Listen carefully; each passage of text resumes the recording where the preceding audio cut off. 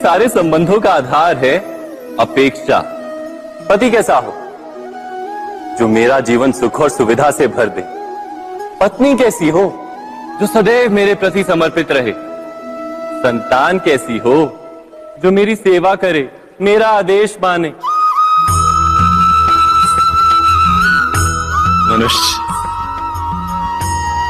मनुष्य उसी को प्रेम भी कर पाता है जो उसकी अपेक्षा पूर्ण करता है, और अपेक्षा की तो नियति है भंग होना।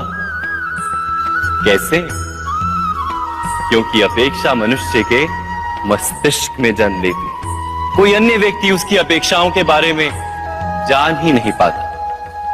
पूर्ण करने की प्रामाणिक इच्छा हो तब भी कोई मनुष्य किसी की अपेक्षाओं को पूर्ण नहीं कर पाता, और वहां से जन्म लेता है संघर्ष। सारे संबंध संघर्ष में परिवर्तित हो जाते, पर मनुष्य अपेक्षा को संबंध का आधार ना बनाए और स्वीकार करे केवल संबंध का आधार, तो क्या ये जीवन स्वयमेव सुख और शांति से नहीं भर जाएगा? स्वयं विचार कीजिएगा।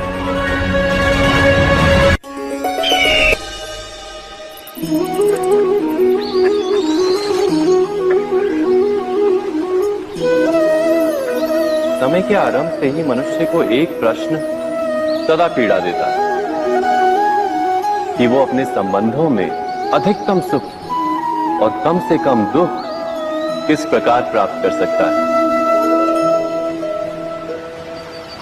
क्या आपके सारे संबंधों ने आपको संपूर्ण संतोष दिया है?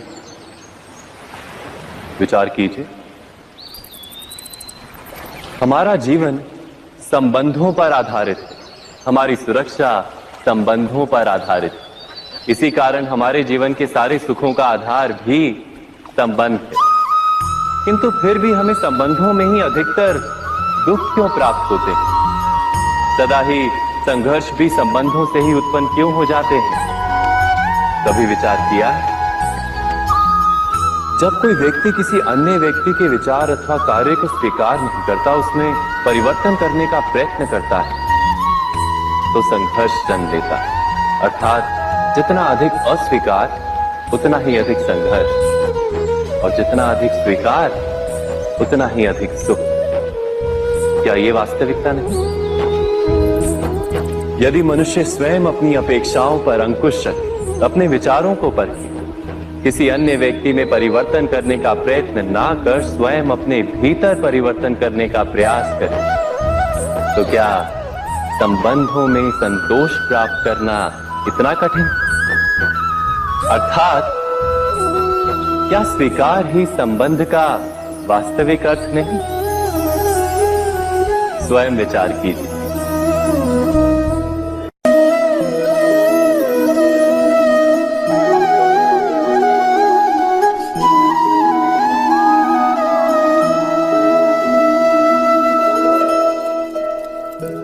जब किसी व्यक्ति को किसी घटना में अन्याय का अनुभव होता है, तो वो घटना उसके अंतर को झकझोर देती।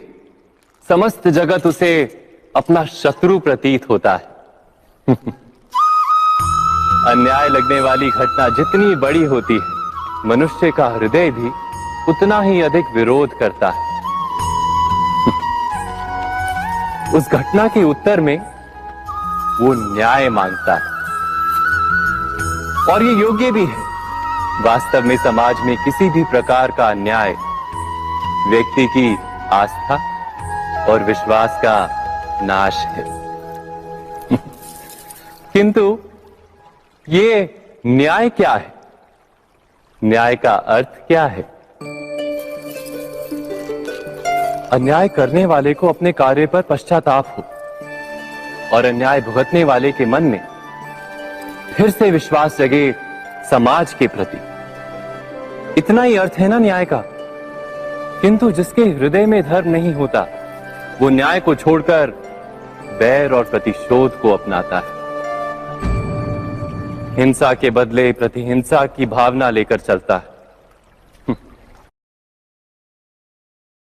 भोगी हुई पीड़ा से कहीं अधिक पीड़ा देने का प्रयत्न करता है, और इस मार्ग पर चलते अन्याय को भुगतने वाला स्वयं अन्याय करने लगता है।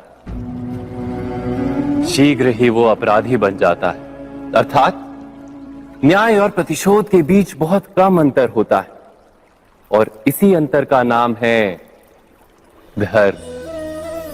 क्या ये सत्य नहीं? स्वयं विचार कीजिए। दो व्यक्ति जब निकट आते हैं तो एक दूसरे के लिए सीमाएं और मर्यादाएं निर्मित करने का प्रयत्न अवश्य करते हैं। हम यदि सारे संबंधों पर विचार करें तो देखेंगे कि इन सारे संबंधों का आधार यही सीमाएं हैं जो हम दूसरों के लिए निर्मित करते हैं, और यदि अनजाने में भी कोई अन्य व्यक्ति इन सीमाओं को तोड़ता है तो उसी क्षण हमारा हृदय क्रोध से भर जाता है। इन सीमाओं का वास्तविक रूप क्या है? क्या हमने कभी विचार किया? सीमाओं के द्वारा हम दूसरे व्यक्ति को निर्णय करने की अनुमति नहीं देते, अपना निर्णय उस व्यक्ति पर थोपते हैं, अर्थात किसी की स्वतंत्रता का अस्वीकार करते हैं। और जब स्वतंत्रता का अस्वीकार किया जाता है तो उसका हृदय दुख से भर जाता है, और जब वो सीमाओं को तोड़ता है तो हमारा हृदय क्रोध से भर जाता है। क्या ऐसा नहीं होता?